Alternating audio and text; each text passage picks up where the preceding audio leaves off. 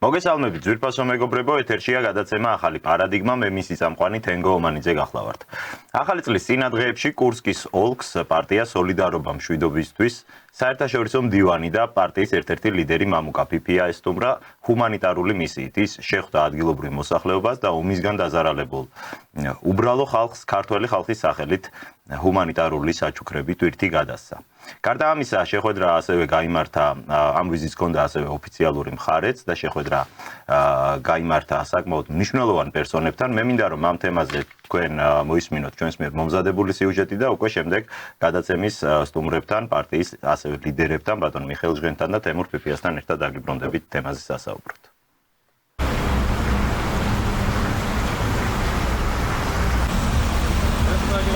ქართული პარტია სოლიდარობა მშვიდობისთვის განაგრძობს კურსკის მოსახლეობის მხარდაჭერას. ამ მიზნით ქართული დელეგაცია პარტიის საერთაშორისო მდივნის მამუკა ფიფიას ხელმძღვანელობით 27 დეკემბერს კურსკში ჰუმანიტარული დახმარებით ჩავიდა.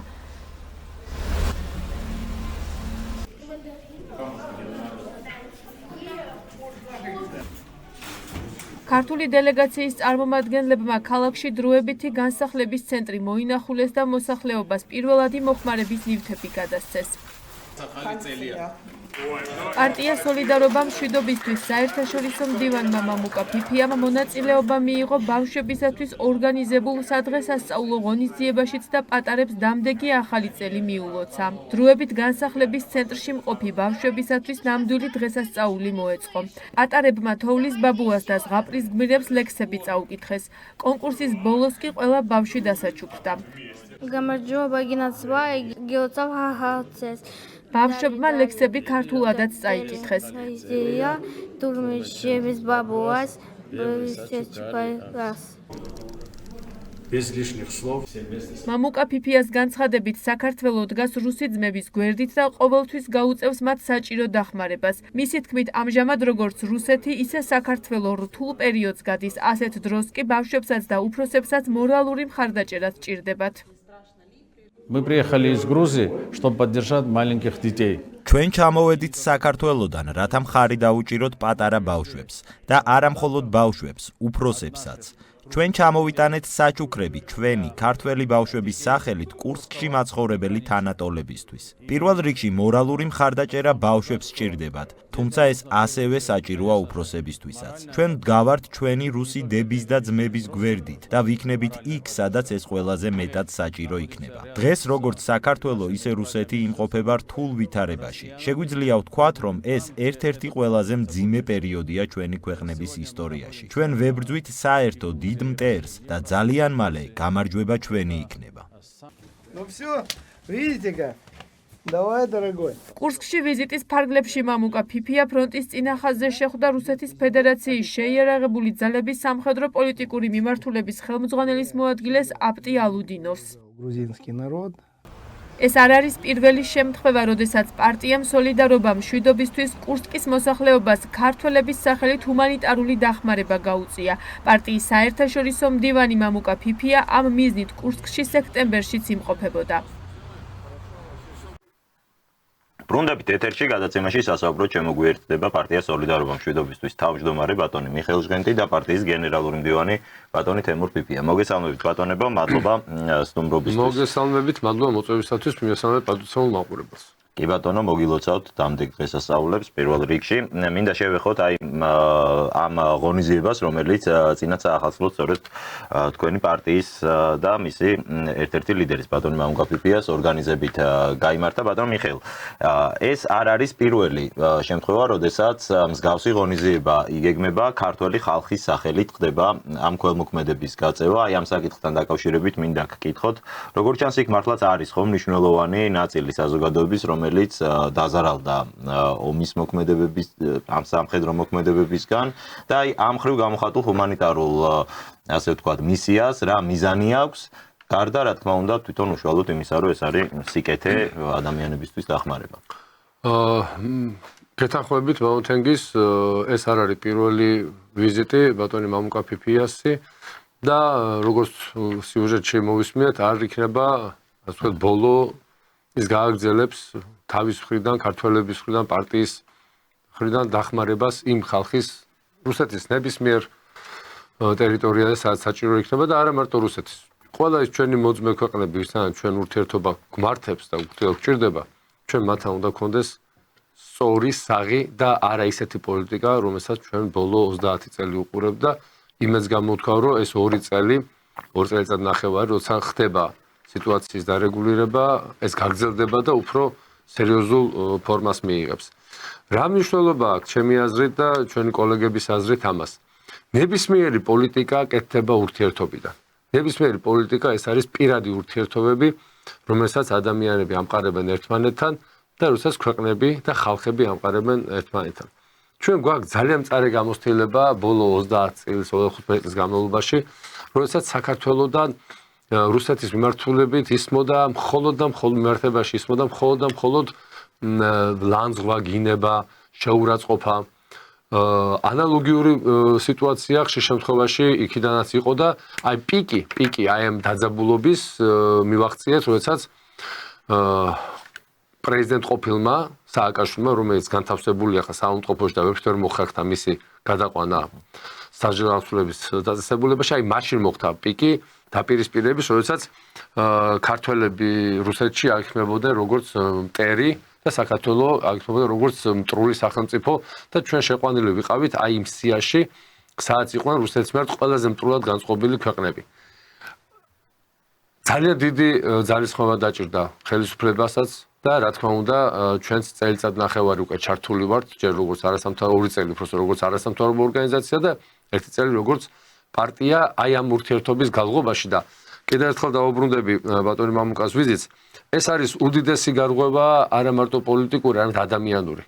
საიდანაც დავიწყე, ადამიანური ურთიერთობები ქმნის იმ წინაპირობას, რომლის შემდეგაც უნდა მოხდეს პოლიტიკური დარეგულირება და მე დარწმუნებული რომ საქართველოს ხელისუფლება ძალიან დადებითად ვერ იტყვის, მაგრამ მსგავსი ნაბიჯები საქართველოს ხელისუფლების და ქართველი ხალხისთვის არის პირველ რიგში საჭირო. ბატონ თემურს ძალიან დიდი ისტორიული მეხსიერება გვაქვს რუსეთთან ურთიერთობის, ალბათ შეიძლება ერთ-ერთი ყველაზე ხანდაზმული ხალხი ვართ ამ კუთხით.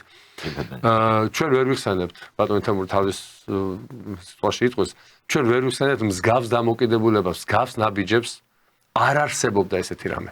არ არსებობდა 25 წლის განმავლობაში საქართველოსთან ამის მეათედი არ ყოფილა, მადლობა არ ყოფილა, მოკითხვა არ ყოფილა, სამძიმრის დეპეშა არ ყოფილა. აი იმ დიდ ძალიან მრავალ უბედურებაზე, რომელიც დატრიალდა რუსეთში, ეს იყო ტერაქტები, ეს იყო აფეთქებები თუ განსაკუთრებით 90-იანი წლები და 2000 წლების მიჯნაზე და 2010-მდეც კი, ხო? ამიტომ ეს ნაბიჯი, ეს არის საქართველოსთვის გადადგმული ნაბიჯი და არა მარტო პარტიისთვის და პიროვნულად ბატონი მამუკასთვის. ბატონი მამუკამ აჩვენა მაგალითი, ეს არის მაგალითი ყველა იმ ბიზნესმენისთვის. პირველ რიგში ვინც რუსეთში მოღვაწეობს და რომელსაც უნდა დაიმკვიდროს იქ თავისი კეთილი სახელი და თავისი ქვეყნის სახელი უნდა გაიტანოს იქ და იმ ბიზნესმენებისთვის განსაკუთრებით მათ გასაგონად ვიტყვი ახლა ვინც რუსეთთან ბიზნესს აწარმოებს, რუსულ კომპანიებთან აქვთ თანამშრომლობა, ძალიან დიდ ფულს შეუვლობენ და უკრაინის დროშები აქვს გამოკიდებული და რუსეთს ოკუპანტს ეძახიან. აი ესა ჩემი რუსთაველზე რომ კი ბატონო. აზრი და მოსაზრება ამ ვიზიტზე. კი ბატონო, დიდი მადლობა. ბატონ თემურ, აი საუბრობდა ბატონი მიხეილიც, არ შეიძლება არ გავიზიაროთ ეს მოსაზრება, რომ სახალხო დიპლომატიას აქვს, რა თქმა უნდა, თავისი როლი ხალხთა შორის, სახელმწიფოთა შორის, მათ შორის ურთიერთობებში.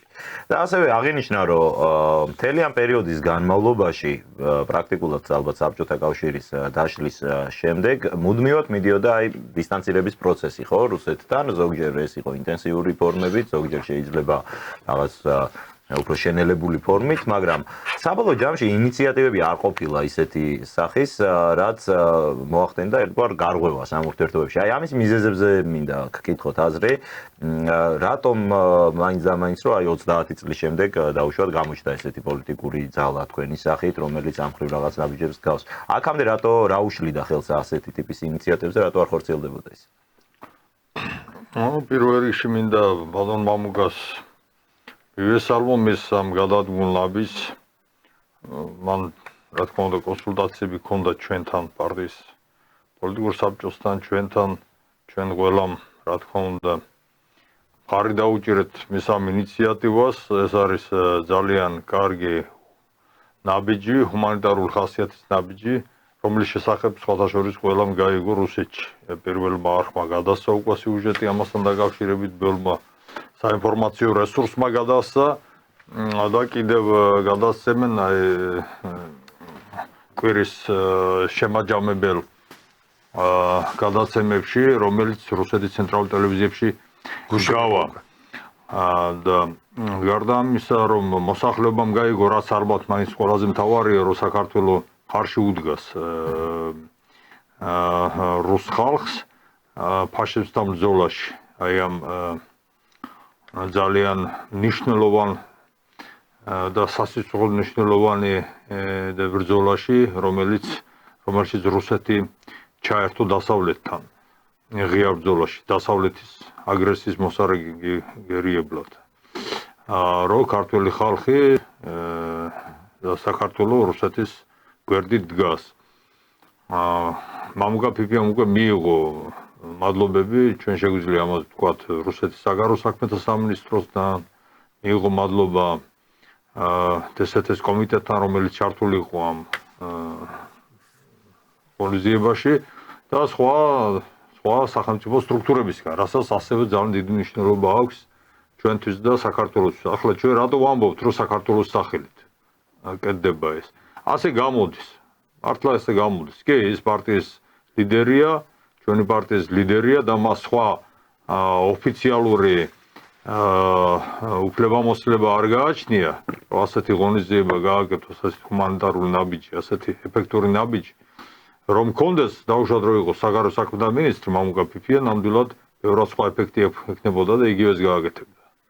მაგრამ მამუკა ფიფია მიკისრა ის, რაც უნდა გააკეთოს საქართველოს საგარეო საქმეთა სამინისტრომ და საქართველოს ოფიციალურმა სტრუქტურებმა საერთოდ.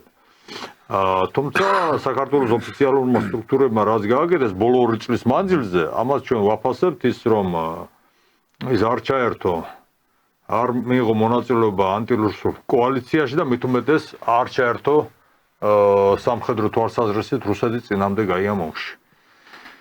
კი ბატონო, ბატონ მიხეილ, რამდენად სწორად არის თქვენი აზრით დრო და კონტექსტი შერჩეული? ყველას გვესმის, რაც ხდება ჩვენს ქვეყანაში, მიმდინარეობს ღიად გადატრიალების პროცესი და ამაზე რა თქმა უნდა დღევანდელ გადაცემაშიც გვექნება საუბარი, მაგრამ აი თქვენი მხრიდან გადადგმული ასეთი ტიპის ნაბიჯები ძალიან კონტრასტულია საზოგადოების იმ ნაწილისთვის, რომლებიც ეხლა მაგალითად განა რუსთაველის გამზირზე და მიიჩნევენ, რომ საერთოდ აი სალომე ზურაბიშვილია მათთვის ლეგიტიმური პრეზიდენტი.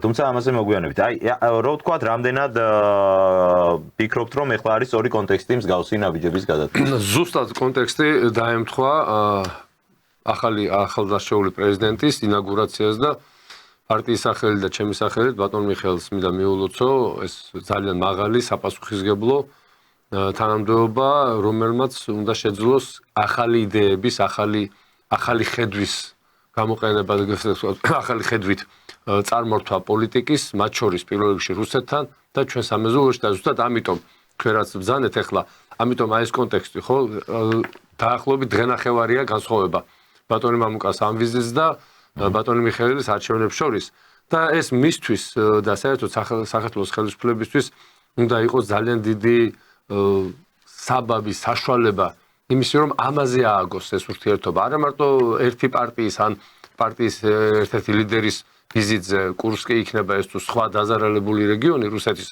არამედ ეს უნდა იყოს მაგალითი, ეს უნდა იყოს ფუნდამენტი, საფუძველი იმ ახალი ურთიერთობის დაწყების, რომლის შედეგად საქართველოს გამოვა იმ კატასტროფიდან, რომელშიც ჩვენ ვიმყოფებით უკვე 30 წელზე მეტია. და საიდანაც გამოსვლის სხვა შანსი არ არსებობს.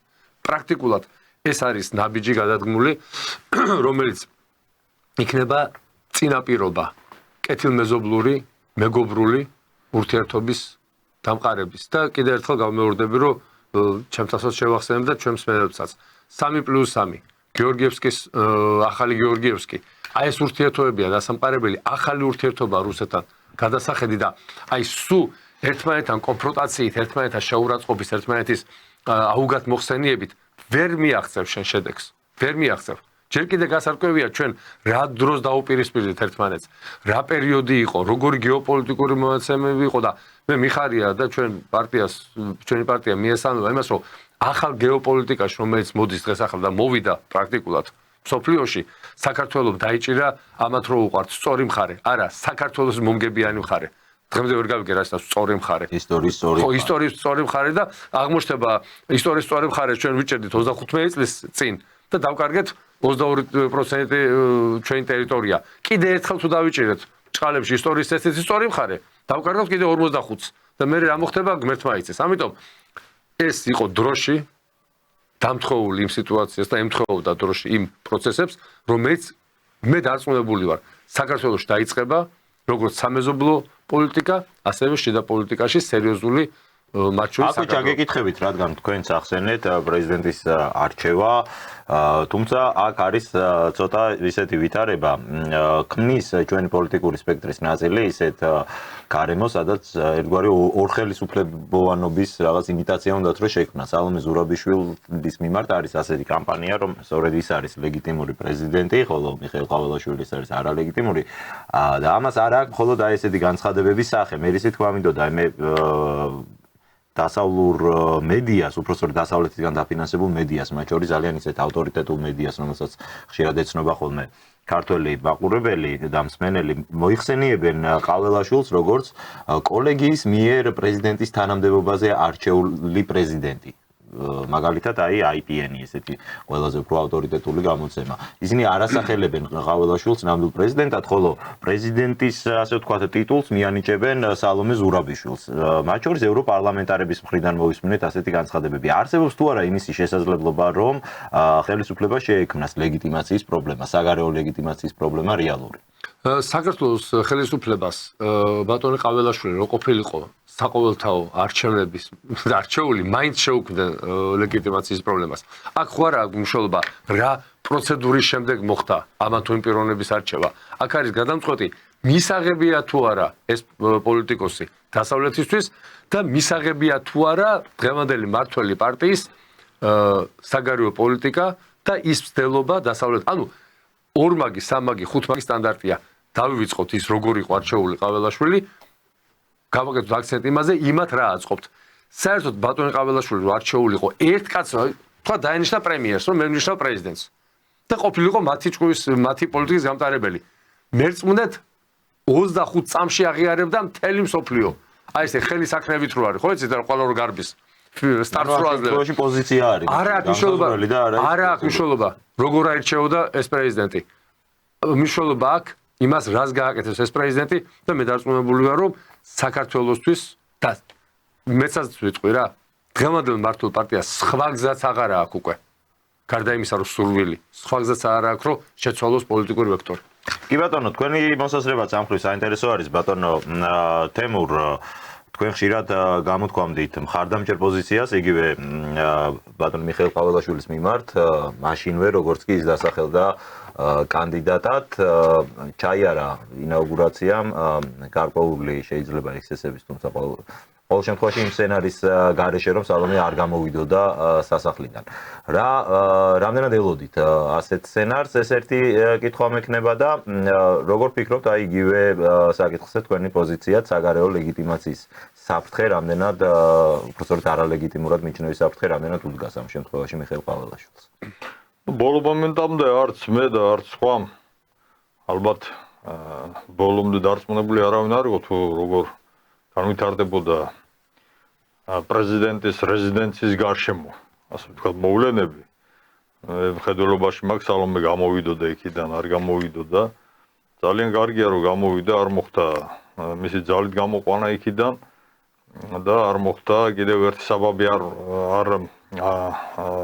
არ დაიბადა პოლიტიკური აი ამ დაპირისპირებისთვის და ის რომ ყაველაშვილი აერჩა პრეზიდენტად და მოხდა მისი ინაუგურაცია და შევიდა უფლებამოსილება გადაეცა მას, ეს არის კიდევ ერთი ნაბიჯი პოლიტიკური სტაბილურობისკენ, რასაც ჩვენ მე ვლოცავ საქართველოს მოსახლეობას.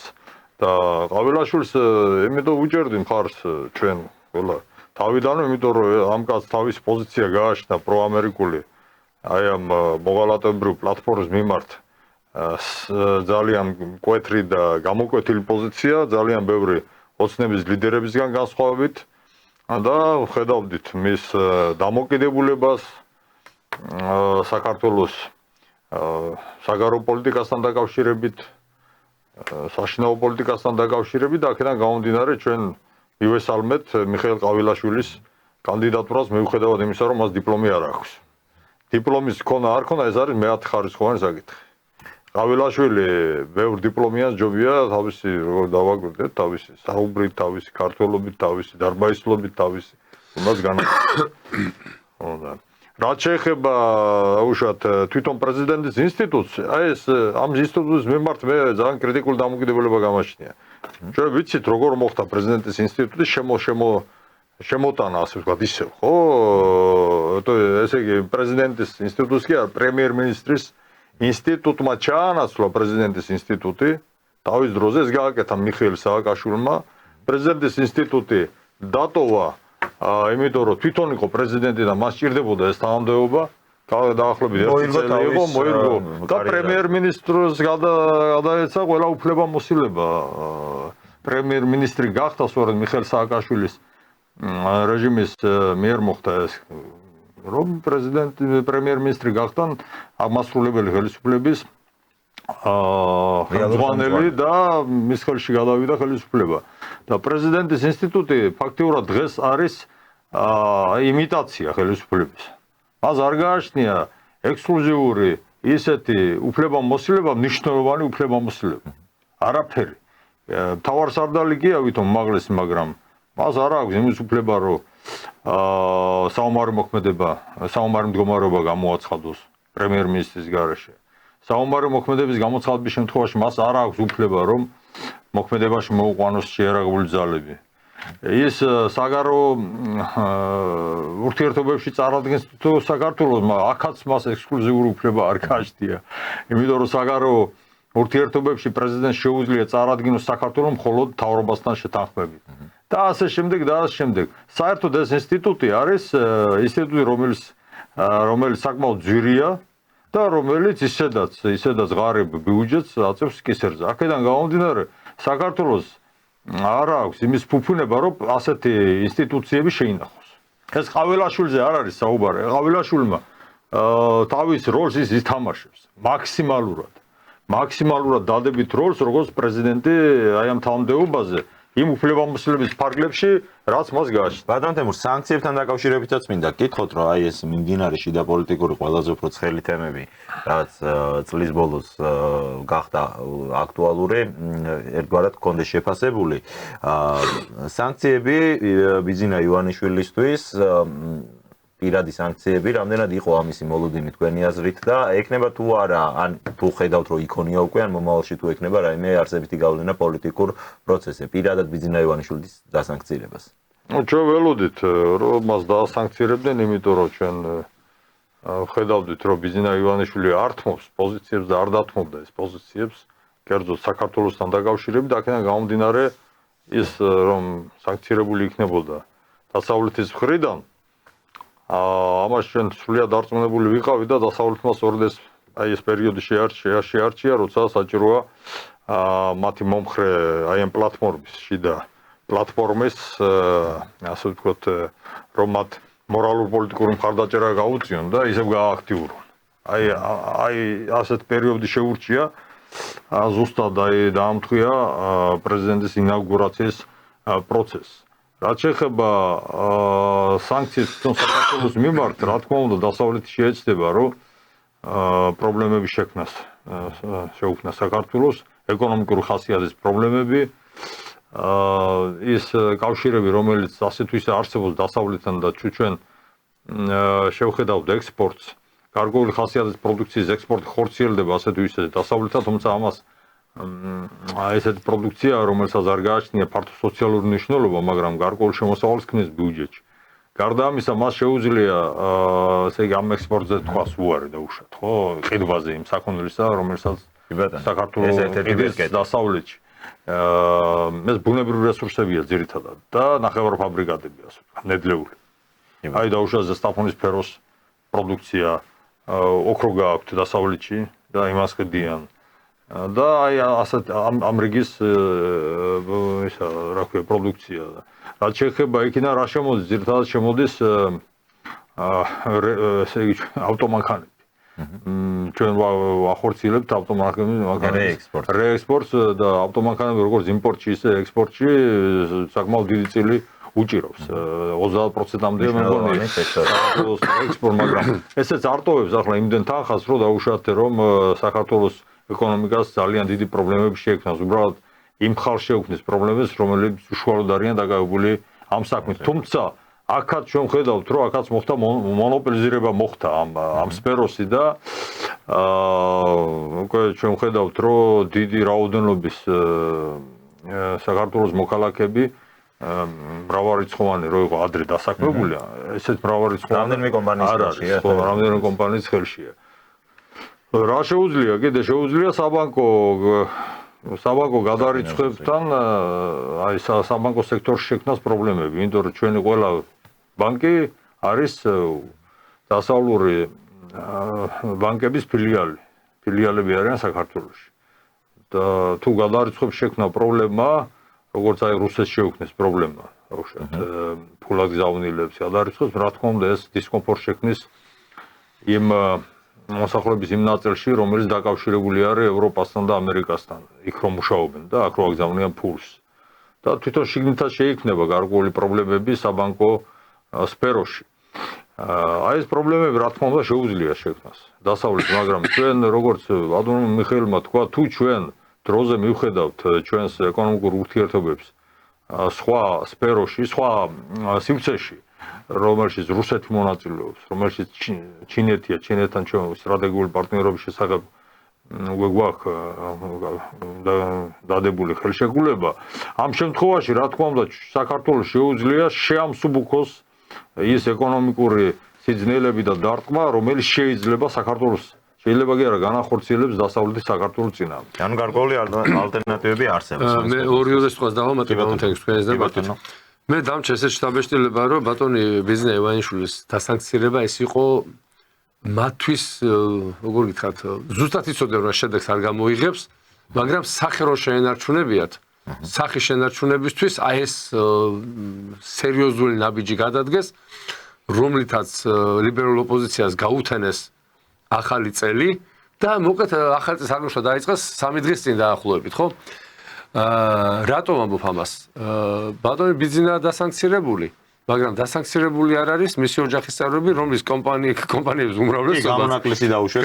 ხო, აი, ისე როგორ აი ეს ქალო მოიფიქრა ამეთ რომ დაგვენგრა ოჯახიო. ეხლა უნდა მოიფიქრებიათ რამე ისეთი, რომ ოპოზიციას ქონოდა აი ნახეთ, მივახციეთ, დავასანქცირეთ. კაი ბატონო, დასავლეთმა ხო ბრწყინვალედ იცის. ის თანხები რაც აქვს ივანიშვილის დასავლეთში, არ ვიცით სად რა აქვს, როგორ აქვს, მაგრამ რო ვიცოდეთ ჩვენ აქ არ ვიждებოდით, ჩვენს ბიზნესმენები იქნებოდეთ. იმ ნაწილზე უთხრა საერთოდ უარი და უთხრა აბა კარგად იყავითო. დასავლეთი რას აი რა ბერკეტია ხა, აქაო სამხედრო ანექსიას ვერ გამოიწვევს, აქ და ვერ მოახერხებს. ეკონომიკურად დაიწყებს ჩამოშლას და გავიჭირებთ რამდენიმე თვე და მერე მივალთ. ან ერთთან, ან მეორესთან, ან მესამესთან. ანუ ნებისმიერი გადაწყვეტილების შემთხვევაში, რადიკალური გადაწყვეტილების შემთხვევაში დასავლეთი. ანუ აქ საქართველოს ალტერნატივები გარდა დასავლეთის. საქართველოს ალტერნატივა კი არა, საქართველო იყო თაფლში, თუ კარაქში, თუ როგორც გინდათ ისე თქვით. და იქნა ამოგვიღეს და ჩაგვდეს იქ ის თქვაც არ მინდა, ჩაგვსვეს იქ არ მინდა ახლა ის თქვა. ის სიტყვა უხერხულია.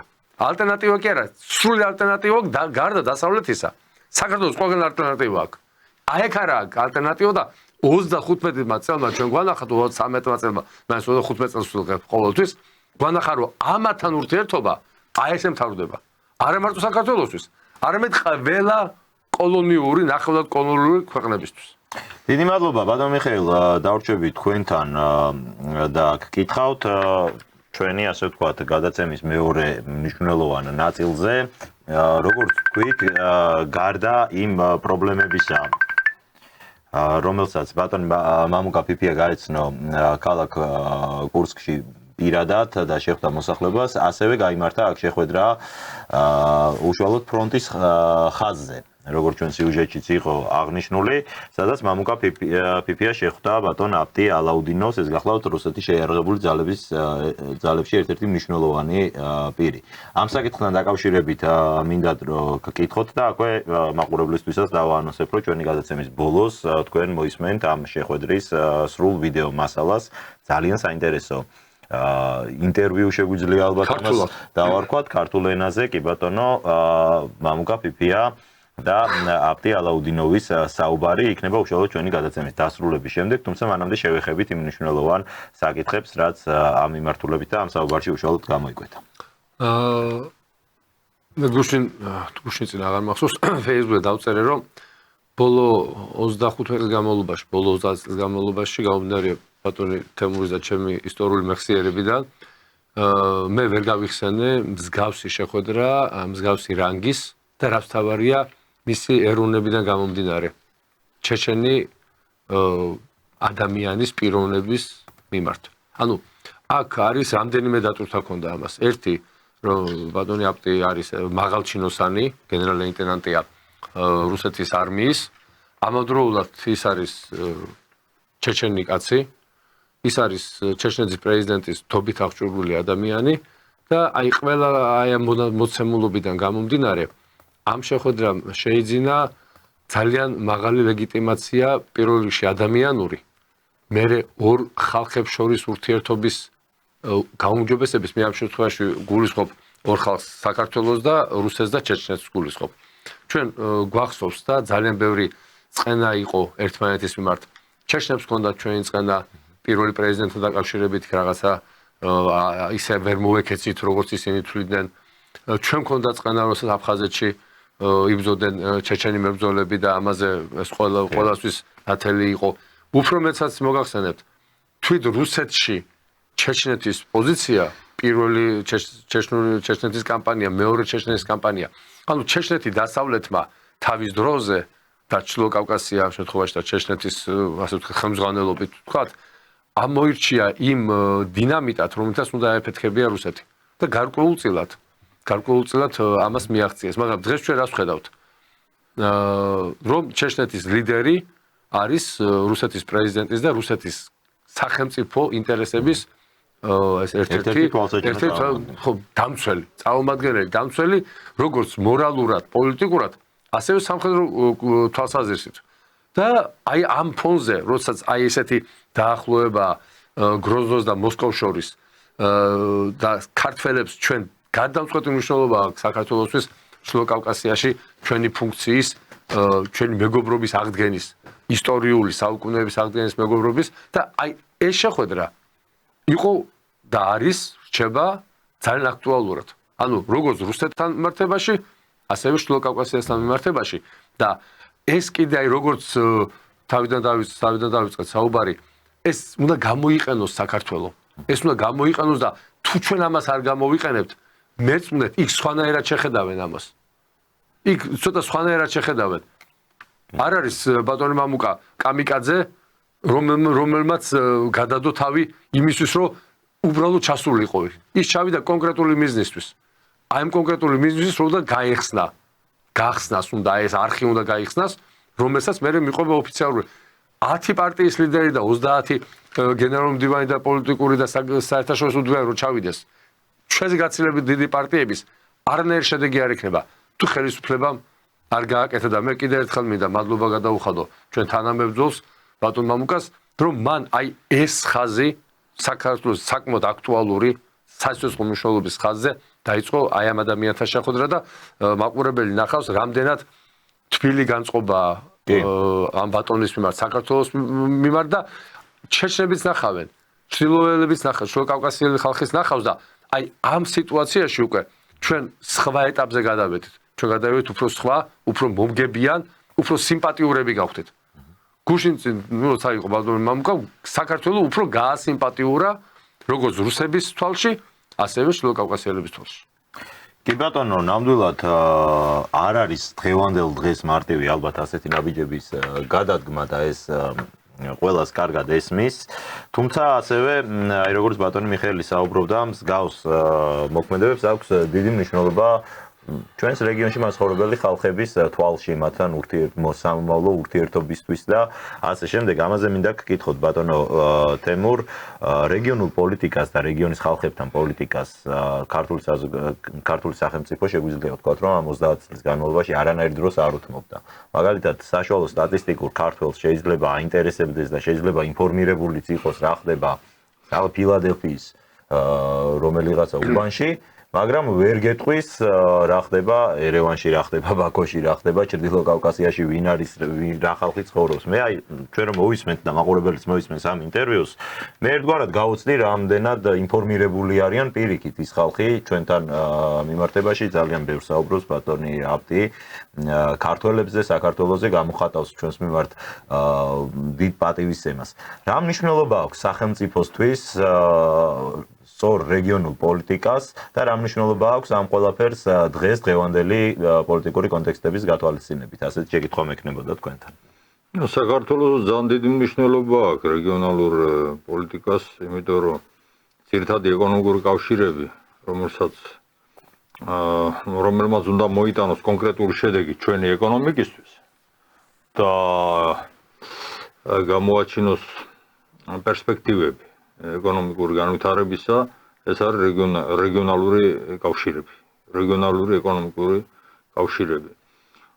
და რა თქმა უნდა, ჩვენ ყურადღება უნდა მივაქციოთ პირველ რიგში რა ხდება რეგიონში და არ უნდა მივედმოვედოთ. აი შევარდნაძეს ჰქონდა ასეთი და გამსახურდიასაც რომ ისინი იყვნენ მესიები და რაღაცა ისეთი მსხვილი მასშტაბური პოლიტიკოსები, რომლებსაც შეეძლოთ საქართველოსთან ემართათ მსოფლიო პროცესები და რაღაცა მისია ჰქონდა თურმე შევარდნაძეს საგარეო პოლიტიკაში და ის იყო ერთ-ერთი გადამწყვეტი ფიგურა მსოფლიო პოლიტიკაში, საბჭოთა კავშირის დანგრევაში მიიღო მონაწილეობა, შემდეგ დემოკრატიის დამყარებაში მთელ მსოფლიოში და ასე შემდეგ და საქართველოს იყენებდა კიდევაც გერმანია გაერთიანა, საბჭოთა კავშირი დაშალა, დემოკრატია დაამყარა ჩვენს სივრცეში და მე ესე იგი ხელს უწყობდა ამ დემოკრატიის გავრცელებას მთელ მსოფლიოში და საქართველო იყო ფაქტიურად ისრაელის როლი დაეგესრა საქართველოს სამხრეთ კავკასიაში. ჩვენ კიდე კარგად გადავრჩით. კიდე კარგად გადავრჩით და ის რაც მათმა აი ჩვენმა წინა მორბედებმა გააფუჭეს, ახლა საქართველოს უნდა მოაწესრიგოს ეს საკითხები და განემტკიცოს თავისი მდგომარეობა პირველ რიგში რა თქმა უნდა რეგიონში. აქ საუბარი არის პირველ რიგში თუ რუსეთთან მოგვარდა ურთიერთობები, თუ ჩვენ აღვადგინეთ მეგობრული ურთიერთობები რუსეთთან, დიპლომატიური ურთიერთობები ჯერ. შემდეგ და ერთდროული პროცესია ეს ეკონომიკური ურთიერთობების ინტენსივობა უნდა მოხდეს.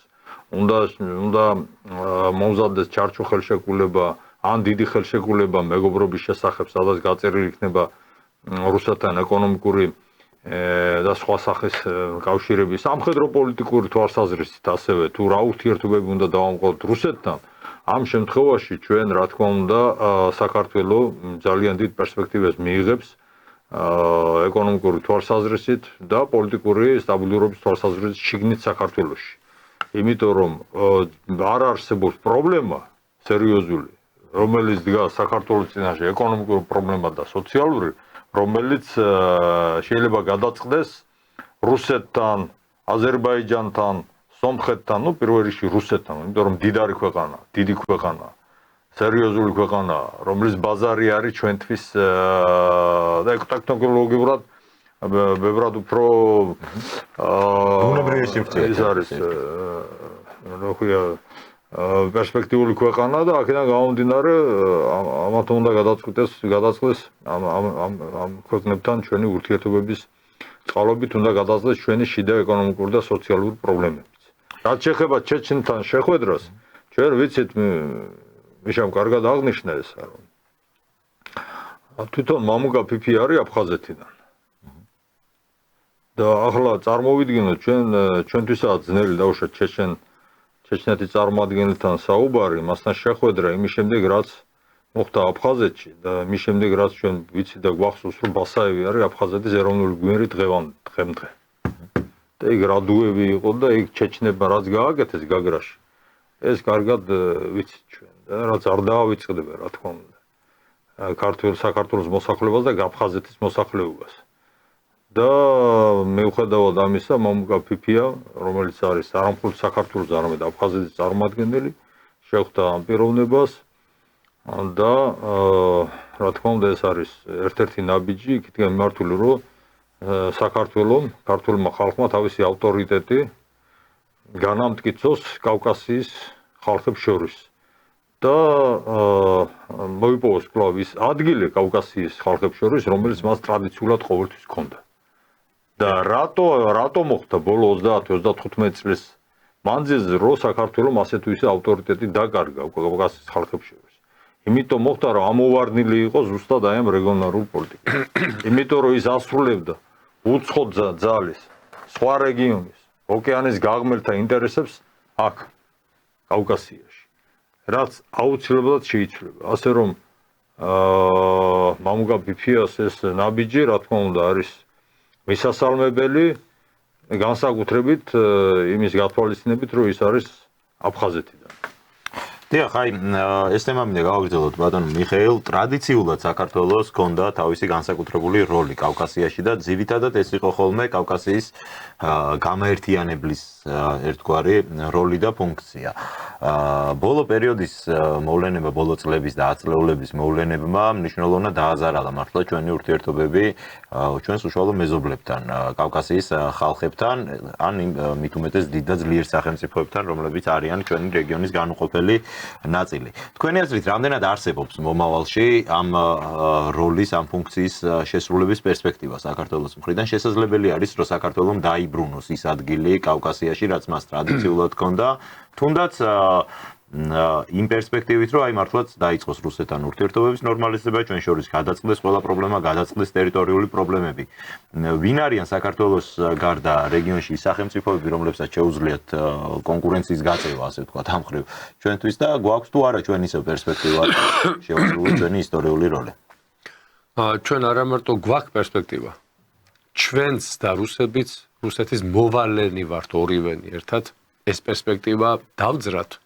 და რომ მე ზუსტად ვიცი და ხშირად მithქვავ ჩემი რუსი კოლეგებისთვის ჯერ კიდე შორეულ 90-იანებში, როგორც თქვენ გჭირდებათ საქართველოს, ისე გჭირდებით ჩვენც. ანუ ჩვენ ერთმანეთისთვის ის ორი ერი ვართ, რომელიც საბჭოთა კავშირის დროს, მიუხედავად იმისა, რომ ჩვენ სლავები არა ვართ, ბევრ სლავ, რამდენიმე მოგხსენებათ, სლავ ერზე მეტად უფრო მეტი მენტალური, ადამიანური, გნებავთ ემოციური ბმა ქონდა რუსეთთან. რატო დაიწყო პირველი კონფლიქტები, რატო დაიწყო საქართველოს და რატო გახდა აუცილებელი საქართველოს მოკვეთა 9 აპრილს უბრუნდები ისევ. რატო იყო ეს ჩადებული? ყველამ ძალიან კარგად იცოდა, რომ ქართველი და რუსი და თქვენ ბრძანეთ, რომ საქართველოს როლიო. მე გეტყვით და ეს არ არის საიდუმლო, ყველა მიცის ქართველების როლი რუსეთის ისტორიაში.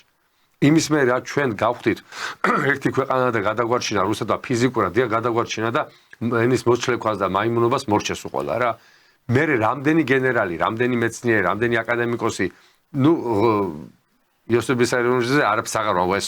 ეს საერთოდ ზეთემა არის. აი გუშინ მაგალითად იყო, გუშინ ამ დღეებში იყო ბატონი ლეო ბოკერიას 85 წლის თავი.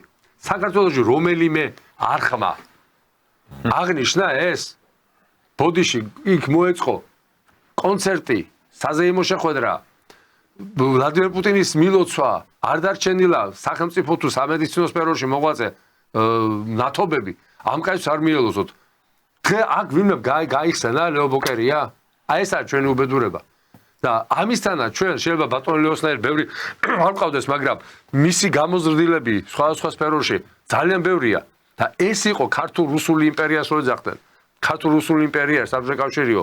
ქართველები ვაძლევთ იმას რუსეთს, რაც არ ქონდათ და რუსებისგან ვიღებთ იმას, რაც ქონდა. მე მატერიაზე არ მაქვს საუბარი. აქ არის ურთიერთობაზე, მენტალობაზე და ერთმანეთთან არავის არ ეწყინება. ჩვენ გაცილებით ადვილად უგებთ ერთმანეთს. და რატო არის ახლა მუშაობა იმაზე, რომ ჩვენ არ დავახლოვდეთ. როგორც ჩვენ დავახლოვდებით, ბაუნთენგის. აი ეს 30 წელს ჩვენ გავირბენთ 2 წელიწადში. აი დანაკარგს ჩვენ 2-3 წელიწადში გავირბენთ. და აი სწორედ ასეთი შეხვედრები, რომელიც ბატონ მამუკას ჰქონდა და ის რომ ამ ინტერვიუს ხო დარწმუნებული ხართ რუსეთის თავდაცვის სამინისტროს, ყველა რუსული სტრუქტურები. ამ ინტერვიუს ნახავდნენ, ამ ინტერვიუს მოусმენდნენ და ის ადამიანი, რომელიც ინტერვიუს აცდა, ისიც თავისთავად აძლევდა, ასე ვთქვათ, გათავისებული ქონდა, რა უნდა ეთქვა, რა თქვა, რატო თქვა, ეხო პოლიტიკა იყო. აქ არ იყო, რაც მე და თქვენ, რაც ახლობლები ვარ და მე და ბატონი თემური, არის რაღაცა როცა ვსაუბრობთ, პოლიტიკა არის და არა პირადი ურთიერთობები. მოხდა ძალიან დიდი გარღვევა.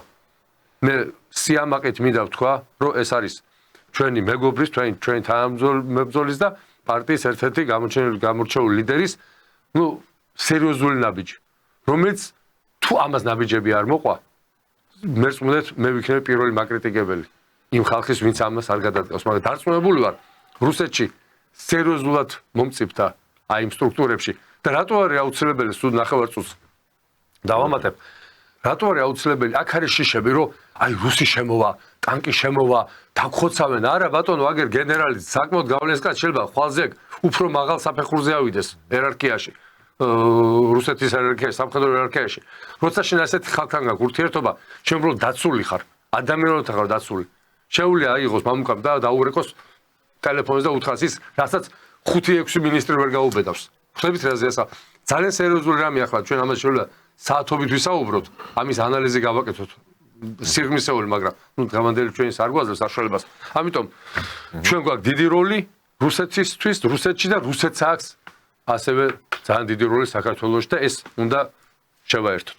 კი ბატონო, კიდევ რამდენიმე საკითხს მინდა შევეხოთ დღევანდელ გადაცემაში.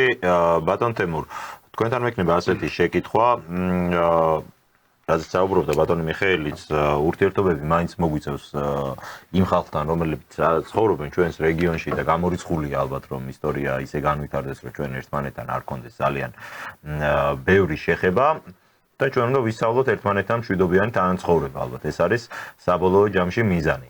მე შორს ვარ იმ აზრისგან უკვე როგორც ჩანს, რომ საქართველოს ხელისუფლებას არ აქვს ეს საჭიროება გააზრებული, უბრალოდ არსებობს გარკვეული გარემოებები, რის გამოც პირველი ნაბიჯების გადადგმა რატომღაც არათუ იგვიანებს, შეიძლება უკვე ვთქვათ, რომ კაი ხანია დაიგვიანა. როგორ ფიქრობთ, როდის მომწიფდება იმისთვის საჭირო სიტუაცია საქართველოში, რომ საქართველო უკვე ოფიციალურად განაცხადოს იგივე სამსხვილო ფორმატში მონაწილეობაზე, იგივე რუსეთთან დიპლომატიური ურთიერთობების აღდგენაზე და რა ფორმით შეიძლება რომ ეს გაკეთდეს ეს? ქართულ ოცნებას საკუთარი ჭრილის რო ეშინია ეს ფაქტია და რამდენი ხანია იმის შემდეგ დაახლოებით 6 თვის წინ 1 წლის წინ ძალიან ესე იყვნენ თვითდაჯერებულად გამოიყურებოდა ქართული ოცნების ლიდერები. ჩვენ გვახსოვს ეს. მაგრამ მე ისე განვითარდა მოვლენები, რომ მათ არ აქვთ ისე მყარად საქმე, როგორც ეგონათ. ეს გამოაჩინა აი ამ პოლიტიკურმა წინააღმდეგობებმა. ოპოზიციას არ აქვს ხარდაჭერა მოსახლეობაში. მას ფართო ხარდაჭერა რო ქონდოდა მოსახლეობას, ქართული ოცნება დღეს ხელისუფლებაში არ იქნებოდა და ყავილაშვილის ინაუგურაციაც არ ჩატარდებოდა დღეს. იქ ჩატარდებოდა სხვა რამე. და აი ამ ოპოზიციასთანაც კი სუსტები არიან. და ეშინიათ იმის რაც უნდა გაკეთდეს.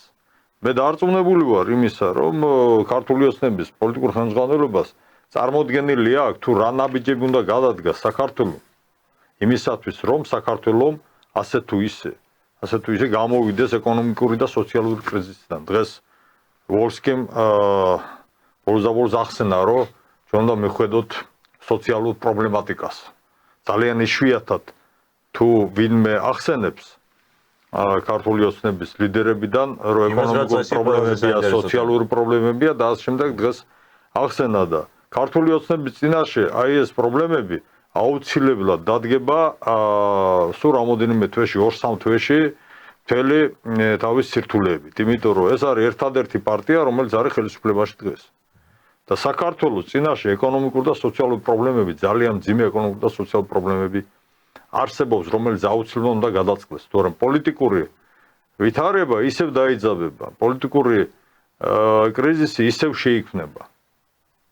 აი ადგილობრივი არჩევნები მოდის ხო? ოქტომბერში. აქედან გამომდინარე ჩვენ მოუწოდებთ ხელისუფლებას, რომ სხვათა შორის აი ეს ევროპაში ვინც მუშაობს და ამერიკაში ვინც მუშაობს და იქიდან აწვდის თავის ოჯახებს შესაბამის თანხებს და ძალიან ბევრი ოჯახია დამოკიდებული იმაზე, ვინც იქ მუშაობს და კავშირებით არის დაკავშირებული სერიოზული კავშირებით ევროპის ქვეყნებთან და შეერთებულ შტატებთან. ესეც ისე უნდა ჩანაცვლეს, მათ ალტერნატივა უნდა შეექმნათ. ის ქალბატონები უნდა დავაბრუნოთ აქ ადგილზე უნდა შეიქმნას სამუშაო ადგილები. ეკონომიკამ უნდა ამუშავდეს რეალური ეკონომიკა. შიდა ბაზარი ჩვენ უნდა ავითვისოთ. სოფლის მეურნეობა უნდა განვავითაროთ. მრეწველობა უნდა განვავითაროთ და მერე მოხდება უმტკივნეულოდ ყველა იმ პრობლემის მოგვარება, რაც შეიძლება წარმოშვას ეკონომიკური სანქციებით დასავლეთმა, ევროპამ და ამერიკის შეერთებულმა შტატებმა საქართველოს წინააღმდეგ. და თუ ეს არ გააკეთა ქართულმა ოცნებამ, აი 2-3 თვეში თუ არ დაიწყო ამაზე ზრუნვა და ერთადერთი შანსი ეს არის ის, რომ ერთადერთი გზა არის საქართველოს ეკონომიკის ინტეგრირება პოსტსაბჭოთა სივრცეში. სხვა შანსი ჩვენი ეკონომიკური პრობლემების მოგვარების არ. დაახლოებით იმ მდგომარეობაში ვართ, რა მდგომარეობაშიც არის აფხაზეთი. დღეს ხედავთ ხო რა დღეში არიან აფხაზები. რუსების გარეშე ვერაფერს ვერ აკეთებენ. ელემენტარული ცხოვრების პირობები, იქ ვერ შეიქმნება რუსეთის ხარდაჭერის გარეშე. ჩვენ დიდად არ განსხვავდება. მაგრამ ამ ინტეგრაციის პროცესის ხისიერი ხო ვერ იქნება ამ შემთხვევაში? ხისიერი იქნება დიპლომატიური ურთიერთობების აღდგენა დაუშვათ. ხისიერი იქნება ხელშეკრულების რუსულ-ქართული ურთიერთობების ხელშეკრულების, რომელშიც არის ეკონომიკური ბლოკი, რომელშიც არის დაუშვათ, ჩარჩო ხელშეკრულება დავიწყოთ, ვიწრო თუ მაინც და მაინც ფართომასშტაბიანს არ დავდებთ, რომელშიც იქნება ეკონომიკური ბლოკი, ჰუმანიტარული კავშირების ესე იგი ინტენსიფიკაცია, სხვა სოციალური საკითხები. მათ შორის თუნდაც რატომაც არა დაუშვათ, მე ძალიან დიდი იმედი მაქვს, რომ ნავთობპროდუქტები და გაზი, რომელიც რუსული გაზია და ნავთობპროდუქტები, ხო? და სხვა პროდუქციას შემოდის, ძალიან მნიშვნელოვანი პროდუქცია დაუშვათ პურის ინდუსტრია თლიანად რუსეთზეა დამოკიდებული ჩვენზე, ხო? შესაძლებელია, რომ რუსებთან მივახციოთ, რუსულ მხარესთან ისეთ პირობებს, რომ აქ ეკონომიკური კოლაფსი არ მოხდეს. დაუშვათ, დროებით მაინც დაგვიწიონ და საბაზრო ფაზზე ნაკლებად მოვყიდონ რუსული გაზი, ნავთობპროდუქტები. პურის ესე იგი პროდუქცია, რომელზეც არის რუსული ფქვილი, ასე ვთქვათ, პურის ფქვილის და ხორბალი. ზეთი დაუშვათ. და ძალიან ბევრი პროდუქცია, რომელიც შემოდის რუსეთიდან. აი ამაზე უნდა იზრუნოს უკვე, უნდა ზრუნავდეს ამაზე საქართველოს ეკონომიკის და სოფლის მეურნეობის სამინისტრო. დიდი მადლობა და ბოლოს საკითხი, რასაც მინდა შევეხოთ, კვლავ უკავშირდება ჩვენს რეგიონს და კავკასიას. მე მახსოვს ბატონო მიხეილ, იგივე ბატონი მამუკას განცხადება, ეს არის 3 ნოემბერი 2024 წლის, კურსკი 2 სცენართან დაკავშირებით. ეს ინტერვიუ გამოქვეყნდა მათ შორის ქართულ და რუსულ გამოცემებშიც. ბატონი მამუკა საუბრობს, რომ საქართველოს ამზადებენ სცენარისთვის, როდესაც ჩვენი ქვეყნის ტერიტორია უნდა იყოს გამოყენებული კურსკი 2-ის სცენარის გასავითარებლად, კერძოდ გარკვეულ სამხედრო მოქმედებებზე იყო საუბარი ჩრდილო კავკასიაში. და ამისათვის უნდა იყოს საქართველოს გამოყენებული. რატო თქვი თარიღი მე ამ განცხადების? ეს არის 3 რიცხვი. და შემდეგ რამდენიმე დღეში იგივე ხდება სირიის მოვლენები, რეგიონში სრულიად იცვლება სურათი. იგივე სირიაში მებრძოლი კავკასიელების განცხადებები მოვისმინეთ, რომლებიც ამბობენ, რომ ჩვენ უნდა დაბრუნდეთ ჩვენ სამშობლოში და იქ უნდა გავათავისუფლოთ ჩვენი ქვეყანა.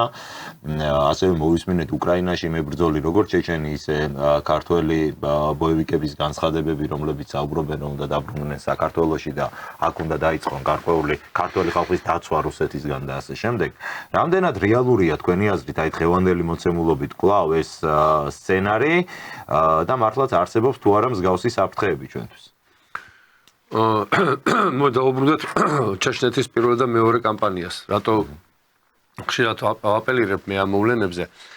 როგორც კი დაეკეტათ მათ დაფინანსების წყარო, როგორც კი მოახერხა რუსეთის იმდროინდელმა ხელისუფლებამ დაფინანსების წყარო შეწყვეტოდათ, ავტომატურად არა, მაგრამ ნელ-ნელა ეს პრობლემა მინელდა რა.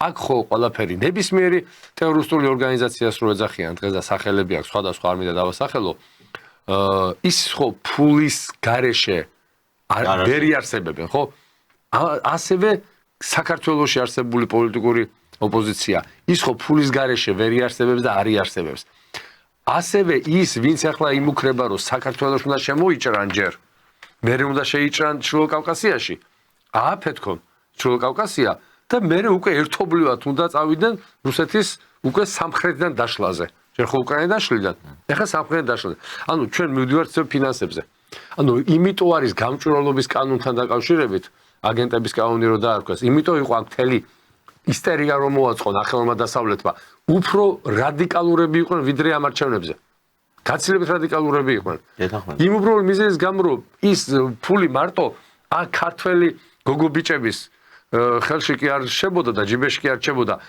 საქართველოს ტრანზიტი იყო და ეს ჩვენი რამდენიმე მეზობელმა აღნიშნა ქვეყნის ლიდერმა აღნიშნა რომ საქართველოს ტრანზიტი იყო და საქართველოს ფინანსდებოდა ის ორგანიზაციები რომლებიც იმ ქვეყნებში მოღვაწეობდნენ და რომლებშიც ამერიკის შეერთებულ შტატებსაც ისეთი გავლენა ბოლო 10-15 წლის განმავლობაში არ ქონდა. საქართველოს პრაქტიკულად არის კოლონიურ მდგომარეობაში, იყო კოლონიურ მდგომარეობაში, ნელა გამოდივართ და აი შენ ტერიტორიაზე, შენ სახლში რაც აკეთებ, ამერიკის შეერთებულ შტატები ამას აკეთებდა. ამიტომ კურსკი 2-ის ვთქვათ, წამოწევა მამუკას მხრიდან ეს იყო აბსოლუტურად დროული ფინანსებთან დაკავშირებით. ანუ კურსკი 2, ბოევიკები, ფინანსები, ეს არის ერთი მდგენელია. საერთო მოცემულობა აქვს. როგორც კი შენ ამოაგდე ფინანსებს, პრაქტიკულად არც კურსკი 2 იქნება, არც კურსკი 1 და არც კურსკი ნებისმიერი ტერაქტი, რაც მოხდა რუსეთში, ხო? ამის უკან იდგა უდიდესი ფული. უდიდესი ფული იდგა. ნებისმიერი გადაწყვეტილება, რასაც იღებდნენ ტერორისტები, ფინანსდებოდა ნებისმიერი გასვლა, ნებისმიერი რუსი მაღალჩინოსნის გვამის, ასე ვთქვათ, მოპოვება და მე გადაცემა. იყო სასწაული თანხებს იხდიდნენ დასავლეთი. ანალოგიური მდგომარეობა უნდა დღესაც. უბრალოდ დროში, მადლობა ღმერთს, დროში ვერ ასწრებენ. დრო აქვს უკვე იკეტება ეს მათი გადაწყვეტილებების მიღების არეალი იკეტება და ამის გაკეთება უნდა, თორე გადაცემაში მოვიდოდეთ, საუბრობთ ბატონი თემური და მე. ეს რო იყო ზაურსად რამდენიმე 5-6 წლის წინანდელი მდგომარეობა, დღეს აქ იქნებოდა დანთებული უკვე ცეცხლი. კი ბატონო. ესე იგი გეოპოლიტიკა უნდა ჩრდილო კავკასიის აფრიკა ეს ვერ გამოვა საქართველოს ჩართულობის გარეშე. გამორიცხულია. მაქვს მნიშვნელობა როგორც ჩანს სწორედ ჩვენ ქვეყნის. ეს საშუალება არის, რა თქმა უნდა, ჯერ კიდევ არის, სანამ ეს ოპოზიცია კიდევ აგიბოგინებს. ეს საშუალება არსებობს ძალადობრივი გადატრიალების საშუალება, რომ ქართული ოცნება ჩამოაშორონ ხელისუფლებას თვითონ მოვიდნენ და განახორციელონ კურსკი 2 საქართველოსთან. ამის საშუალება რა თქმა უნდა არსებობს, სანამ აქ აი ეს პოლიტიკური ოპოზიცია იარსებებს და მე მინდა დამდეგი ახალი წელი მიულოცო საქართველოს მოსახლეობას და უსურვო 2025 წელს წარმატებები და მშვიდი ცხოვრება. და რაც შეეხება ჩვენი პარტიის გეგმებს, ჩვენ გავაგრძელებთ, როგორც არ უნდა მოიქცეს ქართული ოცნება რუსეთთან ურთიერთობებს. ჩვენი დელეგაცია რუსეთს ეწვევა, მამუკა ფიფია გააგრძელებს იქ მოღვაწეობას როგორც საერთაშორისო მდივანი და ჩვენ ეს დავიწყეთ 2 წელია, 3 წელი, რაც სახალხო დიპლომატიის ერთობლივი რუსულ-ქართული პლატფორმა შექმნილია, ამ სახალხო დიპლომატიის ამ პარლებში სავიზო რეჟიმი მოიხსნა თავის დროზე. პირდაპირ ავიარეისები რუსეთსა და საქართველოს შორის აღსდგა, ასევე შეუმსუბუქდა უფლებრივი მდგომარეობა რუსეთში მომუშავე საქართველოს მოქალაქეებს და ბევრი ძალიან ისეთი ნაბიჯი გადაიდგა და ჩვენ ამ მიმართულებით გავაგრძელებთ მუშაობას და გარდა ამისა მინდა ვაცნობო საქართველოს მოსახლეობას ჩვენს მაყურებელს, რომ ბელორუსიაში ტარდება საპრეზიდენტო არჩევნები